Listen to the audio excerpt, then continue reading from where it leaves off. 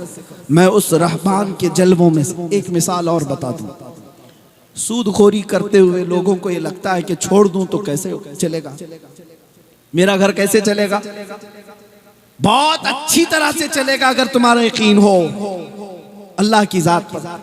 हजरत हबीब Azmi Baghdad के एक बड़े बुजुर्ग हैं, लेकिन तौबा से पहले के हालात इनके थे। सूद का कारोबार करते, सूद का कारोबार करते। बीवी नेक थी, समझाती थी बाज आ जाओ, अच्छा काम नहीं है, लेकिन पैसों की लत, बढ़ाने की आदत। एक दिन ऐसा हुआ कि बीवी ने दुआ की, मौला तू कोई निशानी दे दे, मेरा शोहर तौबा कर ले। अल्लाह ऐसी बीवियां दे जो लोगों की हिदायत का जरिया बने। दुआ की कि मौला ताला मेरे शोहर को कोई अलामत दे दे कि वो बाज आ जाए। एक दिन गोश्त हबीब अजमी लाकर अपनी बीवी को देते, पकाना। लकड़ियां भी सूद में लाया, गोश्त भी सूद में लाया, और जब खाना बनने को तैयार होने को हंडिया में चढ़ गया, वो इंतजार करते रहे। जब गोश्त बन गया तो हांडी से उतारा दस्तरखान पर, बर्तन उठा करके देखा तो उसमें खून उबल रहा था। पकता हुआ खून था, ना गोश्त है ना सालन है। हबीब अजमी डर गए, पूछा ये क्या है।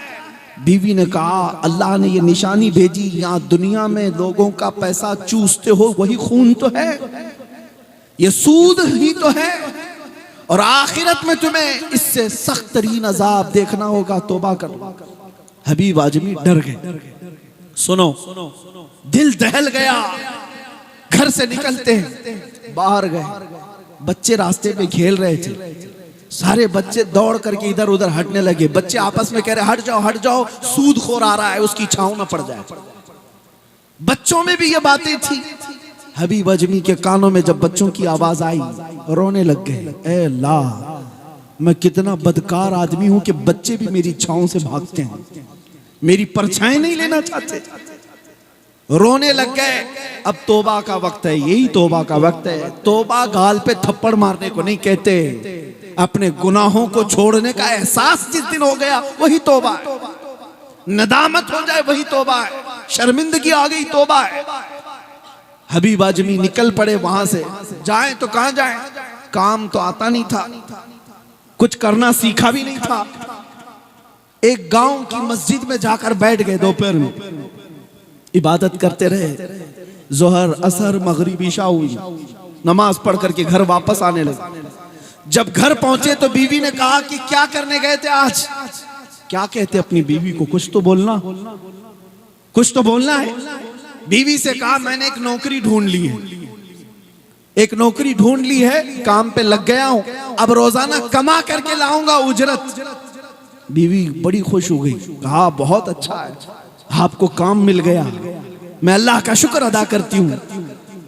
किसी कंपनी में, किसी फैक्ट्री में, किसी आका के पास काम मिल गया। हबीब आजमी ने यही कहा। बीवी ने पूछा उजरत कितनी दिया आज मालिक ने। कहा आज नहीं दिया, मालिक ने कहा कल आ जाना, कल दे दूंगा। दूसरे दिन हबीब आजमी फिर गए, काम तो आता नहीं था, फिर मस्जिद में जाकर बैठे रहे, रोते रहे। है अल्लाह कुछ सबब पैदा कर दे। मैं उन लोगों से कहता हूं जो गुनाहों को छोड़ने में आए काएं करते रहते, छोड़ूंगा तो क्या होगा, कैसे चलेगा। हबीब आजमी रोते रहे, अल्लाह कोई सबब पैदा कर दे। रात हो गई, घर आए। बीवी ने पूछा आज मजदूरी मिली मालिक के हाथ से। कहा नहीं, आज मालिक ने कहा कल दे दूंगा, आज भी नहीं दिया। ये नहीं बता रहे कि मस्जिद में। तीसरा दिन आया, तीसरे दिन भी खाली हाथ आया। बीवी पूछती रही और उसके बाद कहने लगी तुम जरा बराबर फिक्र मत करना, उजरत ना मिले तो कोई बात नहीं, मैं पानी पीकर गुजारा कर लूंगी, मैं पानी पीकर गुजारा कर लूंगी, मेरा पेट भरने के लिए दोबारा कोई हराम काम ना करना। वो खवातीन थी, वो बीवियां थी। यहाँ कुछ लोग तो बीवियों के मेकअप सामान लाने के लिए हराम काम में चले गए। हाँ, बीवियों का पेट नहीं भरता इसलिए वो हराम कामों में लग गए। मैं औरतों से भी कहता हूं अपने शोहरों से बेजा मुतालबे मत करो। तुम्हारे शोहर की तनख्वाह अगर 10,000 है तो उससे 15,000 का मुतालबा करोगी, वो कहां से लाएगा बकिया 5,000? चोरी करेगा, लोगों के जेब मारेगा, या किसी को टोपी पहनाएगा, धोखा देगा। औरतें भी सबब बन जाती हैं अपने मर्दों को बहकाने के, लेकिन वो खवातीन थी जो अपने शोहर को ये कहती हैं मैं पानी पीकर रह लूंगी, हराम काम मत करना। 3 दिन गुजर गए, 4 दिन गुजर गए, 5वां दिन था, कोई उजरत नहीं, कोई उजरत नहीं। कहां से आती? मस्जिद में बैठ करके आ रहे। रात थी, 5वां दिन था, बहुत ताखीर हो गई। अब घर की तरफ जाने के लिए पैर बोझल हो गए। आज फिर बीवी पूछेगी, आज फिर औरत पूछेगी क्या लाए, कुछ कमा करके लाए, क्या जवाब दूंगा? घर के दरवाजे तक पहुंचे थे, घर के अंदर खूब उजाला है, रोशनी है, और जैसी दरवाजे के अंदर दाखिल हुए देखा दस्तरखान बिछाए, तरह तरह के खाने लगे हुए, तबक सजा हुआ है और बीवी तैयार खड़ी है। हबीब अजमी अंदर आए और पूछा अपनी बीवी से, अचानक ये मेरे घर में रोशनी और इतना खाना और ये दस्तरखान कहां से आया? क्या तू कोई गलत काम शुरू कर चुकी? बीवी ने कहा क्या मजाक करते हैं आप जिसके यहां काम करने के लिए जाते हैं वहीं का एक खादिम आया था। अल्लाह, आप जिसके यहां मजदूरी के लिए रोजाना जा रहे हैं, आपके मालिक ने एक खादिम को ये तबक देकर भेजा और मुझसे ये कहा ऐ खातून कबूल कर ले, हबीब अजमी को आने में ताखीर हो जाएगी, दस्तरखान सजा ले, जब तेरा शोहर आ जाए उससे कह देना हमने तेरी मजदूरी को पसंद किया है, काम और ज्यादा कर, उजरत और मिलेगी। क्या बात है, अल्लाह या रसूल अल्लाह जिंदाबाद। हबीब आजमी ने जब ये सुना उनकी आंखें फटी की फटी रह गई।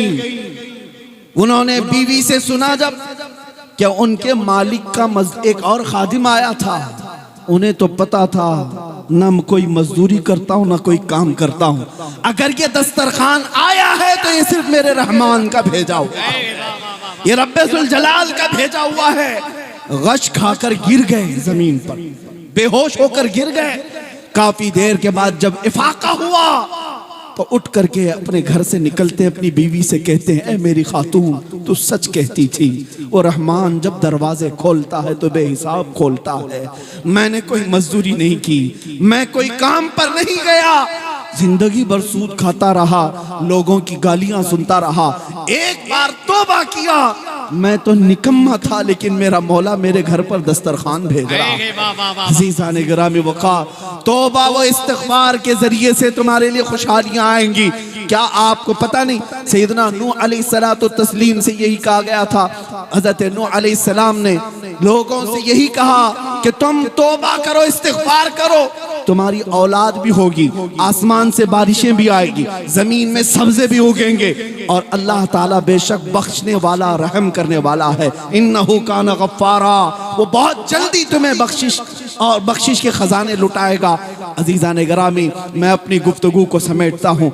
आज के इस इजलास में आप आए हैं तो तौबा व इस्तिग़फ़ार के बाद जाएंगे, इसलिए कि एक बात मैं आपको बता दूं, एक मोहतरम और मुअक्कर शेख तुम्हारे सामने बैठा हुआ,